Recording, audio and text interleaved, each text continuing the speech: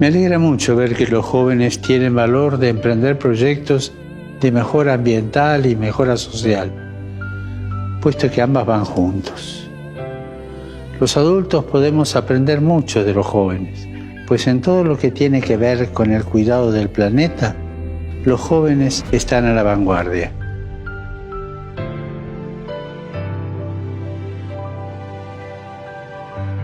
Aprovechemos su ejemplo, reflexionemos, especialmente en estos momentos de crisis sanitaria, de crisis social, de crisis ambiental.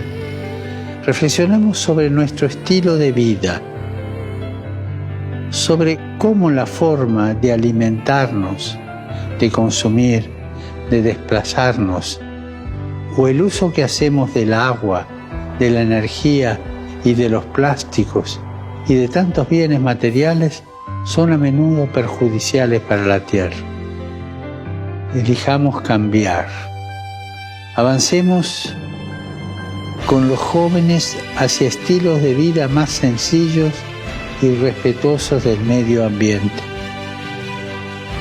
Y recemos para que todos tomemos las decisiones valientes, las decisiones necesarias para una vida más sobria y ecosostenible, inspirándonos por los jóvenes, ya que están comprometidos con este cambio.